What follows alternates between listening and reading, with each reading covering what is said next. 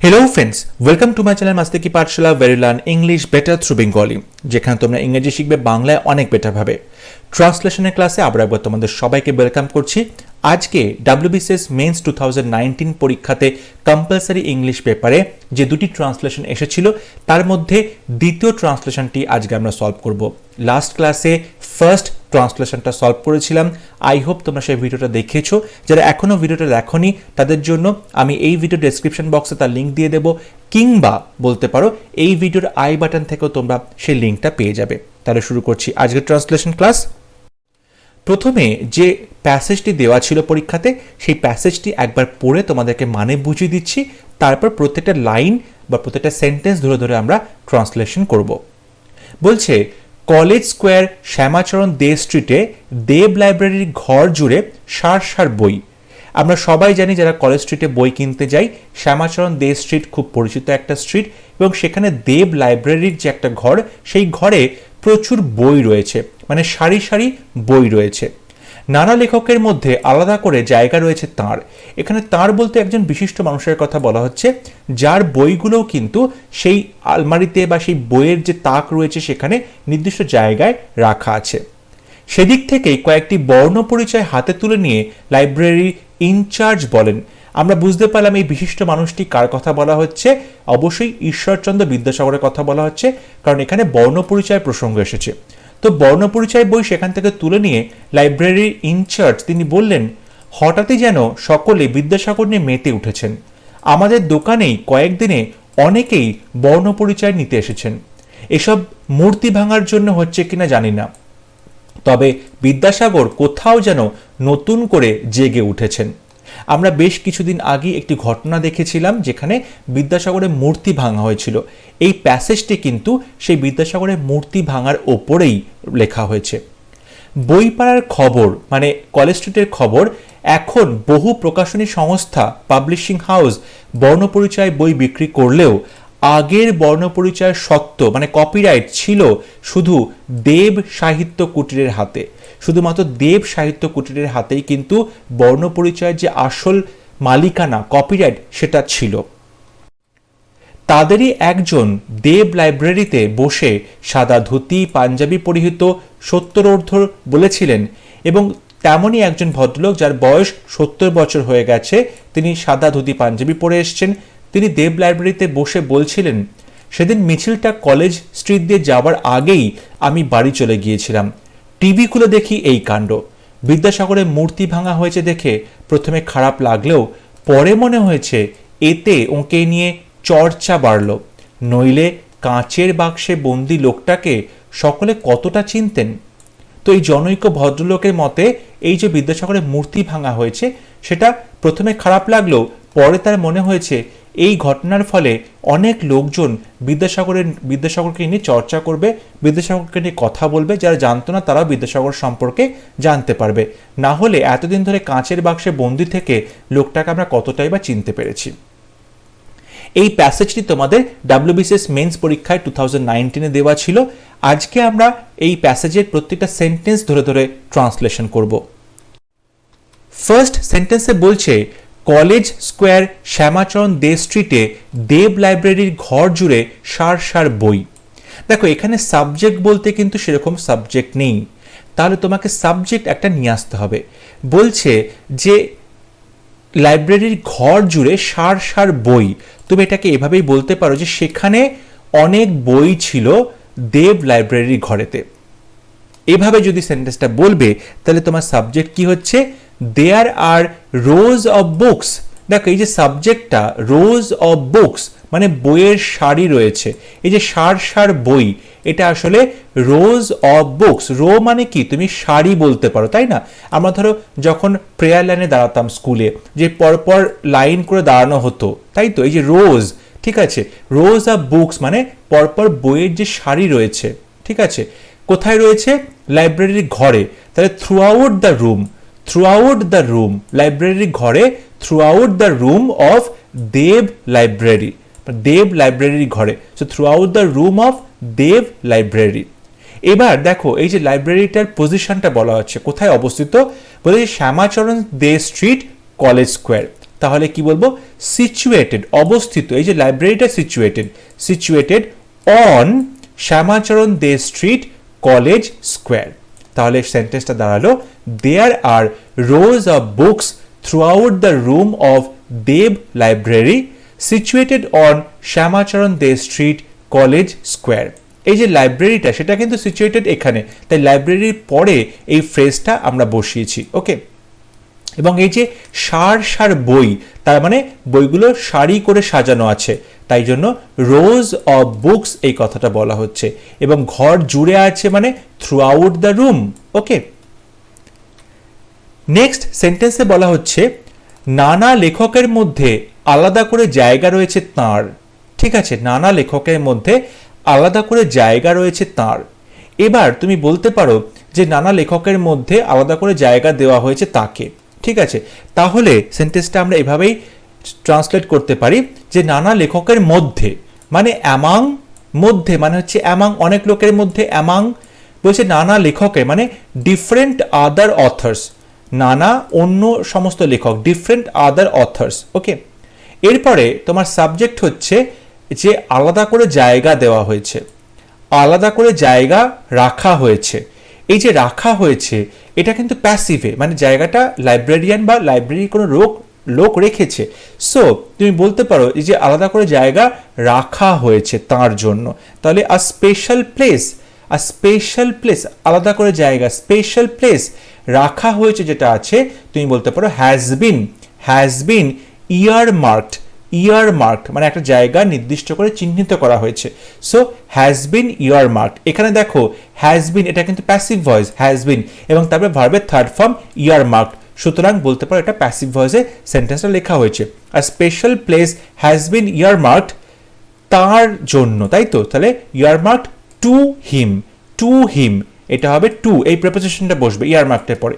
So among different other authors a special place has been earmarked to হিম।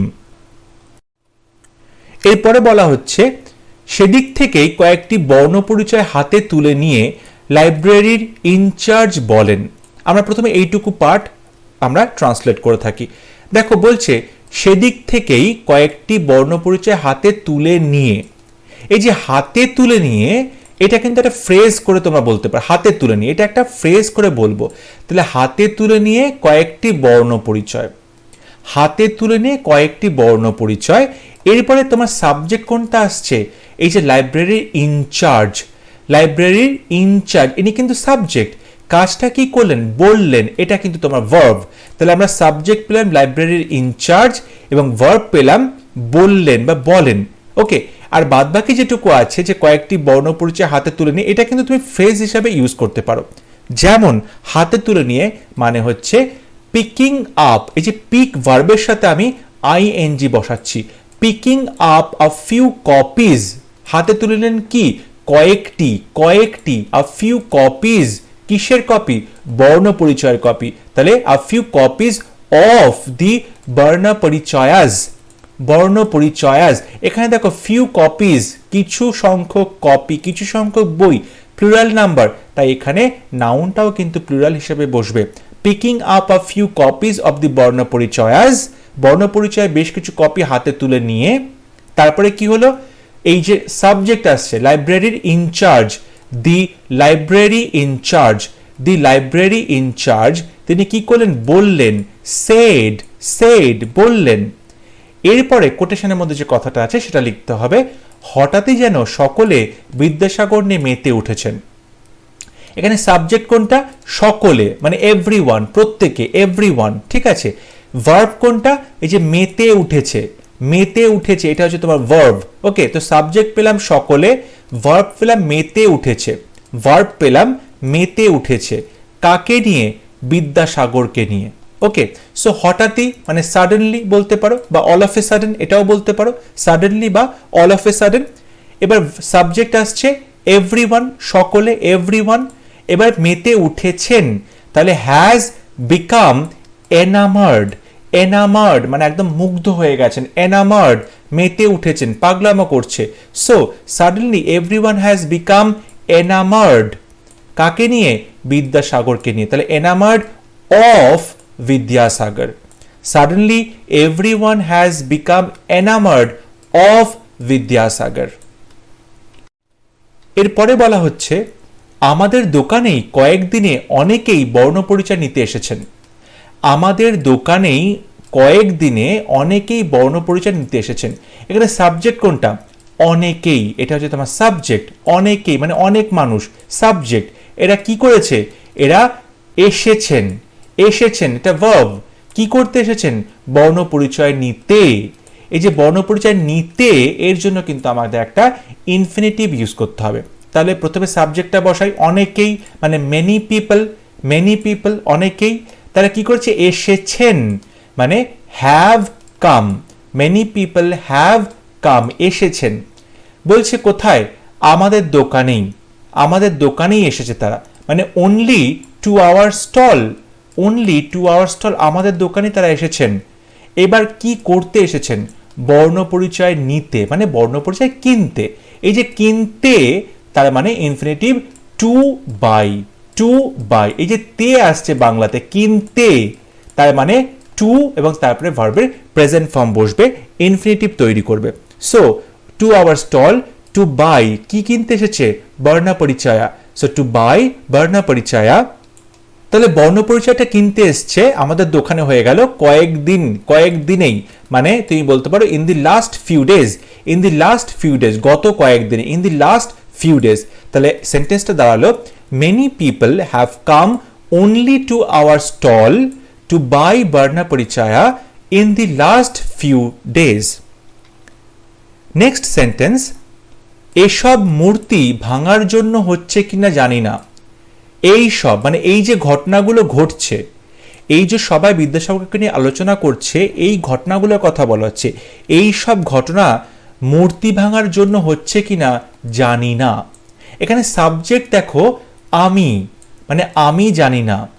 এখানে আমি জানি না হওয়া উচিত ছিল, তা আমি সাবজেক্ট এখানে নেই। তোমাকে কিন্তু সেন্টেন্স লেখার সময় আমি সাবজেক্টটা নিয়ে আসতে হবে। তারপরে জানি না, এটা হচ্ছে আমার ভার্ব। ওকে, সো আমি জানি না এইসব মূর্তি ভাঙার জন্য হচ্ছে কিনা। সো আমি জানি না কিনা এসব হচ্ছে মূর্তি ভাঙার জন্য। সো আমি জানি না মানে তুমি বলতে পারো I do not know, I don't know. Okay, এবার কিনা, এটা হচ্ছে কিনা, কিনা ওয়েদার, ওয়েদার মানে কিনা ওয়েদার। এসব, এসব মানে অল দিস, অল দিস হচ্ছে কিনা মানে continuous tense. So all this is happening, happening হচ্ছে কিনা প্রেজেন্ট কন্টিনিউয়াস টেন্স। মূর্তি ভাঙার জন্য, মূর্তি ভাঙার জন্য মানে বিকজ অফ, বিকজ অফ কারণে বা জন্যে বা ডিউ টু বলতে পারো। ওকে, বিকজ অফ কিংবা ডিউ টু দি ডেমোলিশন, এই যে মূর্তি ভাঙার জন্য, ভাঙা, demolition of the statue, statue মানে হচ্ছে মূর্তি। তাহলে ডেমোলিশন মানে হচ্ছে মূর্তি ভাঙা, ডেমোলিশন মানে ভেঙে ফেলা, demolition of the statue. I don't no, আমি এটা জানি না, weather all this is happening because of the demolition of the statue, যে এই সমস্ত কিছু যেটা ঘটছে সেটা মূর্তি ভাঙার জন্যই হচ্ছে কি না। এই যে হচ্ছে কি না, এটা কিন্তু ওয়েদার দিয়ে আমরা বলতে পারলাম। এরপরের সেন্টেন্স, তবে বিদ্যাসাগর কোথাও যেন নতুন করে জেগে উঠেছেন। তবে বিদ্যাসাগর কোথায় যেন নতুন করে জেগে উঠেছেন, মানে সত্যি সত্যি তো বিদ্যাসাগর ঘুম থেকে জেগে ওঠেননি। এটা আমাদের মনে হচ্ছে এত বছর পরে বিদ্যাসাগরকে নিয়ে এত লোকজন একসাথে আলোচনা করছে, তাই বিদ্যাসাগর নতুন করে জেগে উঠেছেন। তাহলে তুমি বলতে পারো যে এটা দেখে মনে হচ্ছে, এটা সাবজেক্ট হবে কি, এটা দেখে মনে হচ্ছে। তুমি এভাবে কিন্তু সেন্টেন্সটা লিখতে পারো।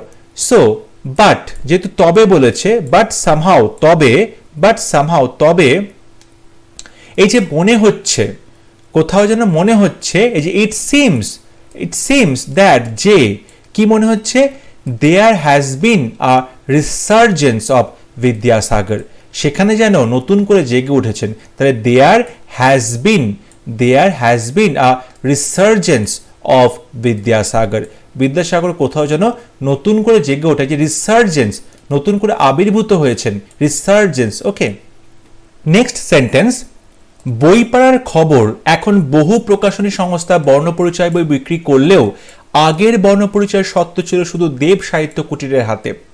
এই যে বইপাড়ার খবর, এই যে ফ্রেজটা দেওয়া আছে, এটাকে কিন্তু তুমি এভাবে লিখতে পারো যে বইপাড়াতে একটা রিউমার শোনা যাচ্ছে, মানে সেখানে একটা রিউমার শোনা যাচ্ছে বইপাড়াতে, এইভাবে কিন্তু তোমরা এই ফ্রেজটাকে লিখতে পারো। ওকে, সো তুমি বলতে পারো যে there are rumours in the book selling areas. এই যে বুক সেলিং মানে বইপাড়ার যে চত্বর, book selling areas. Okay, so এই যে বইপাড়ার খবর মানে কি, যেটা একটা গুজব রটে, খবর। সো বলতে পারো দেয়ার আর রিউমার্স, এইভাবে তুমি কথাটা বলতে পারো, rumours in the book selling areas. কি রিউমার্স? এই যে এখানে কিন্তু একটা সাবঅর্ডিনেট ক্লজ শুরু হচ্ছে যে থেকে, যে এখন বহু প্রকাশনী সংস্থা বর্ণপরিচয় বই বিক্রি করলেও, এই যে বিক্রি করলেও তুমি এই জন্য কিন্তু বলতে পারো। মানে করলেও, এখানে তোমার সাবজেক্ট খুঁজতে হবে। সাবজেক্টটা কোনটা?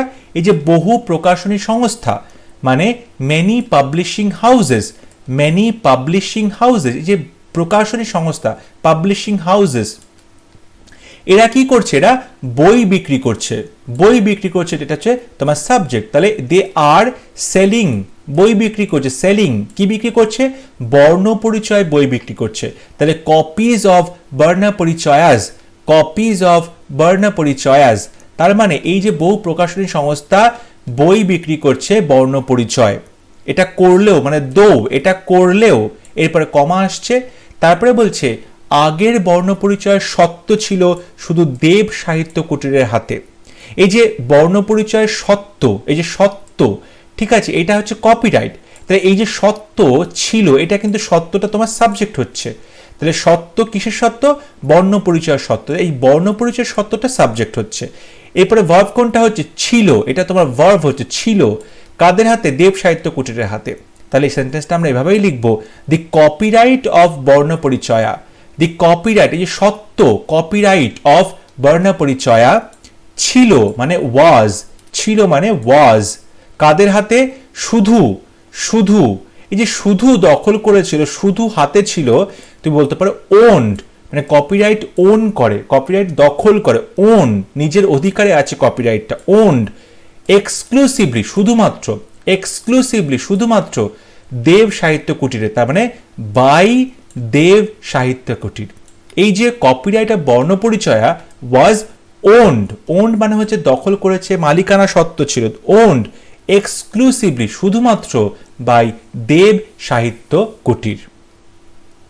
তাহলে টোটাল সেন্টেন্সটা দাঁড়ালো, there are rumours in the book selling areas that though many publishing houses are selling copies of Barnaparichayas, the copyright of Barnaparichaya was owned exclusively by Dev Sahitya Kutir. এরপরে বলা হচ্ছে তাদেরই একজন দেব লাইব্রেরিতে বসে সাদা ধুতি পাঞ্জাবি পরিহিত সত্যরোদ্ধ বলেছিলেন। আমরা প্রথমে এইটুকু পোর্শন ট্রান্সলেট করে নিই। বলছে তাদেরই একজন, এটা একটা ফ্রেজ হচ্ছে। ওকে, এরপরে কে আসছে?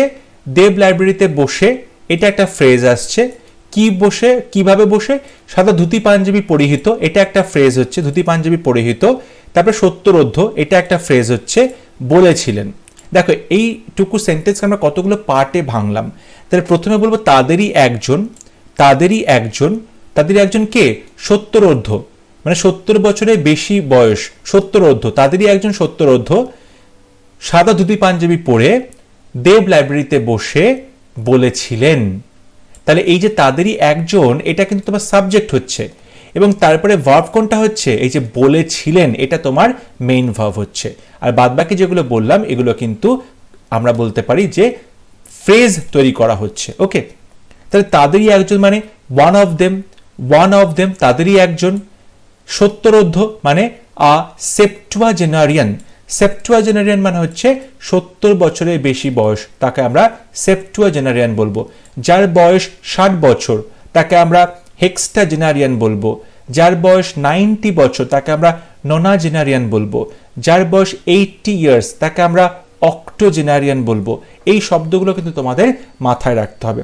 সো সেপ্টুয়াজেনারিয়ান মানে 70 বছর বয়স। তারপরে কি বলেছি? সাদা ধুতি পাঞ্জাবি পরিহিত, মানে সাদা ধুতি পাঞ্জাবি পরে আছে। এই দেখো কমা দিয়ে আমরা লিখছি ক্ল্যাড মানে জামা কাপড় পরিহিত, ক্ল্যাড ইন, ক্ল্যাডের পরে ইন প্রিপোজিশন বসে, clad in white dhoti and Panjabi, clad in white dhoti and Panjabi, সাদা ধুতি এবং পাঞ্জাবি পরে আছে। দেখো প্রত্যেকটা ফ্রেজ কিন্তু আমি কমা দিয়ে দিয়ে লিখছি পরপর করে। এরপর বলছে দেব লাইব্রেরিতে বসে, দেব লাইব্রেরিতে বসে, তার মানে সিটিং, সিটিং ইনসাইড দেব লাইব্রেরি, সিটিং ইনসাইড দেব লাইব্রেরি, আমরা কিন্তু পার্টিসিপল ইউজ করছি সিটিং, ওকে, সিটিং ইনসাইড দেব লাইব্রেরি। এই পর্যন্ত কিন্তু হয়ে গেল আমাদের, যেটুকু আমরা বলেছিলাম প্রথমে করব ট্রান্সলেশন সেটুকু হয়ে গেছে। এরপরে আমরা কোটেশনের মধ্যের পার্টটুকু সলভ করব। বলছেন সেদিন মিছিলটা কলেজ স্ট্রিট দিয়ে যাওয়ার আগেই আমি বাড়ি চলে গিয়েছিলাম।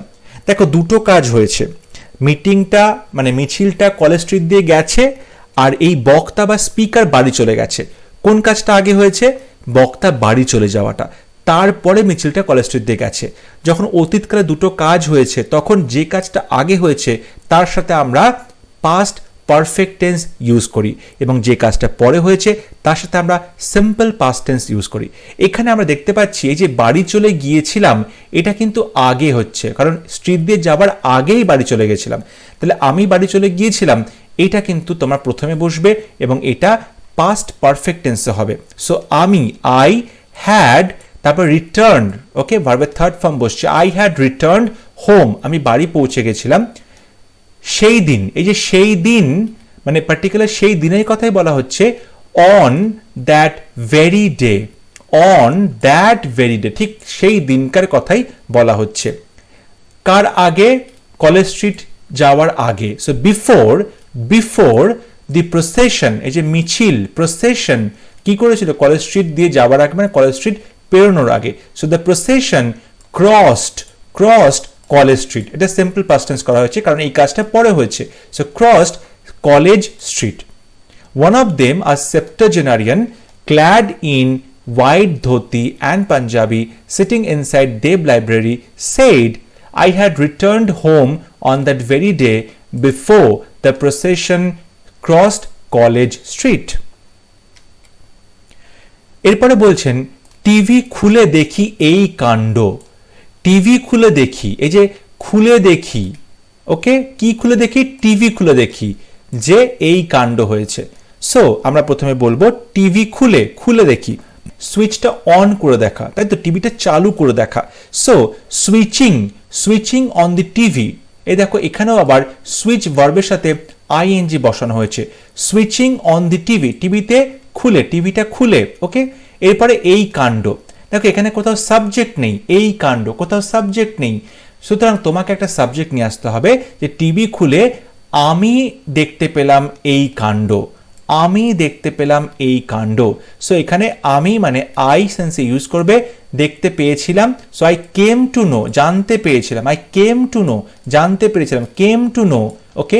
কার সম্পর্কে? এই কাণ্ড বা এই ঘটনাটা সম্পর্কে, অ্যাবাউট, অ্যাবাউট দিস ইনসিডেন্ট, এই ঘটনাটা, অ্যাবাউট দিস ইনসিডেন্ট।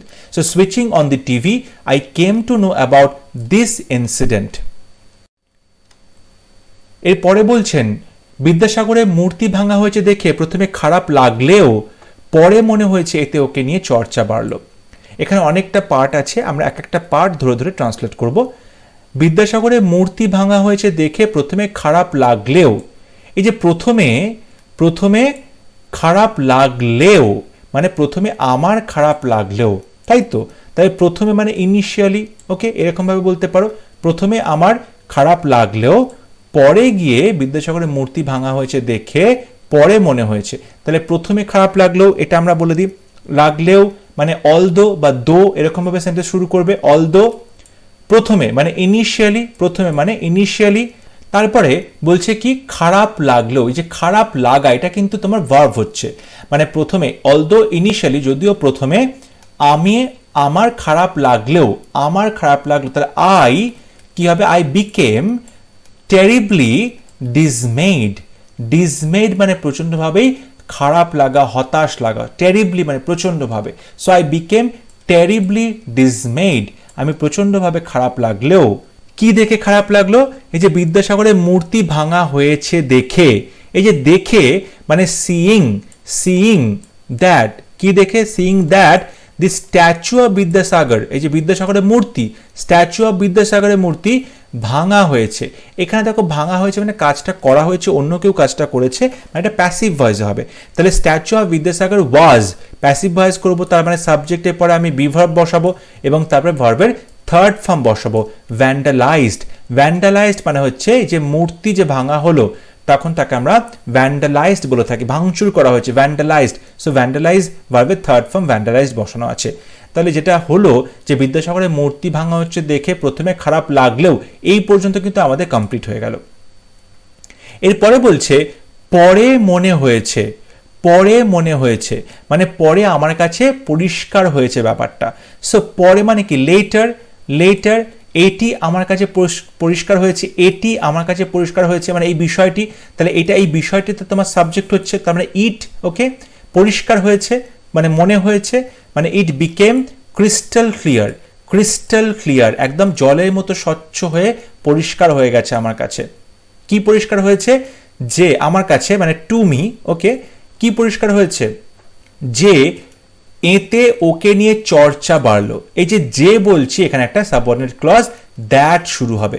তাহলে কি হলো? Letter it became crystal clear to me, আমার কাছে এটা পরিষ্কার হয়ে গেল বা আমার কাছে এটা মনে হয়েছিল যে এতে, এতে মানে এর পরে, এতে মানে এর পরে। So after this, after this ওকে নিয়ে চর্চা বাড়লো, ওকে নিয়ে চর্চা বাড়লো তার মানে সে নিশ্চয়ই চর্চার কেন্দ্রবিন্দুতে বসলো, তার মানে সে চর্চার কেন্দ্রবিন্দুতে বসলো মানে তাকে নিয়ে সবাই চর্চা করবে। সো হি ডেফিনেটলি, অবশ্যই definitely will be passive voice, will be the pivot of all discussion, সমস্ত চর্চা বা ডিসকাশন আলোচনা তার কি হবে? মধ্যমণি হবে বা পিভট হবে। To be the will be the pivot of all discussion। তাহলে এই যে এতে ওকে নিয়ে চর্চা বাড়লো এই পোর্শনটা কিন্তু আমাদের ঠিক হয়ে গেল যে letter it became crystal clear to me that after this he definitely will be the pivot of all discussion. এরপরে বলা হচ্ছে যে নইলে কাঁচের বাক্সে বন্দি লোকটাকে সকলে কতটা চিনত। এই যে নইলে, না হলে মানে আদারওয়াইজ, আদারওয়াইজ না হলে কাচের বাক্সে বন্দি লোকটাকে সকলে কতটা চিনতেন। তুমি বলতে পারো যে সকলে কতটা চিনতেন। এখানে তোমার সাবজেক্ট কোনটা? সকলে। সকলে মানে মানে সমস্ত যে লোকজন আছে সকলে তারা কি করতেন? চিনতেন। এটা তো কিন্তু ভার্ব হচ্ছে, চিনতেন। ওকে, কতটা চিনতেন। ওকে, তো সকলে তোমার সাবজেক্ট, চিনতেন তোমার ভার্ব। ওকে, তো তুমি বলতে পারো যে আদারওয়াইজ হাউ মাচ, কতটা, হাউ মাচ দ্য পিপল, লোকজন, দ্য পিপল সকলে চিনতেন, would know চিনতেন দিস ম্যান এই লোকটিকে, দিস ম্যান এই লোকটিকে চিনতেন। কোন লোকটিকে চিনতেন? কাচের বাক্সে বন্দি, কাচের বাক্সে বন্দি লোকটা মানে বন্দি মানে locked up in a casket of glass box. Sorry, এখানে বক্স আর নতুন করে বলতে হবে না, কারণ কাস্কেট মানে আমরা জানি বাক্স। সো কাস্কেট অফ গ্লাস এইটুকুই হবে, এখানে বক্সটা হবে না। Okay, so otherwise how much the people would know this man এই লোকটাকে জানতো। কোন লোকটা? কাচের বাক্সে বন্দি। তাহলে এই যে কাচের বাক্সে বন্দি এটা কিন্তু একটা ফ্রেজ হয়ে যাচ্ছে, locked up in a casket of glass, locked up in a casket of glass. এভাবে কিন্তু এই পুরো সেন্টেন্সটাকে তুমি যদি পার্টে পার্টে ভেঙে নাও তাহলে বড় সেন্টেন্সটা অনেক ছোট হয়ে যাবে, বুঝতে সুবিধা হবে, সাবজেক্ট ভার্ব তুমি আইডেন্টিফাই করতে পারবে এবং ট্রান্সলেশনে প্রচণ্ডভাবেই হেল্প হবে। অলদো, যদিও, ইনিশিয়ালি প্রথমের দিকে আই বিকেম টেরিবলি ডিসমেড আমার প্রচণ্ড খারাপ লাগলো। কি দেখে? মূর্তি ভাঙা হয়েছে দেখে। Seeing that the statue of Vidyasagar was vandalised, পরে মনে হয়েছে, later it became crystal clear to me পরে আমার মনে হয়েছে যে এতে ওকে নিয়ে চর্চা বাড়লো। After this he definitely will be the pivot of all discussion এরপরে সে সমস্ত ডিসকাশনের কেন্দ্রবিন্দু হবে। নইলে, আদারওয়াইজ কাচের বাক্সে বন্দি লোকটাকে সকলে কতটা চিনতেন। নইলে সকলে কতটা চিনতেন। How much the people would know, how much the people would know this man কোন মানুষ? কাচের বাক্সে বন্দি, locked up in a casket of glass.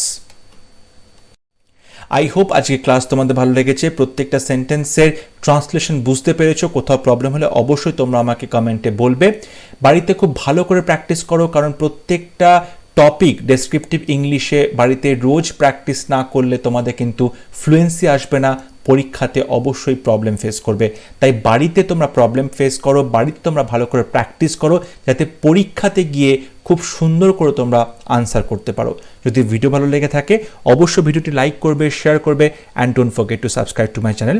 পরবর্তী ক্লাস নিয়ে খুব শীঘ্র দেখা হবে, ততক্ষণ সবাই ভালো থাকবে, সুস্থ থাকবে। Thank you.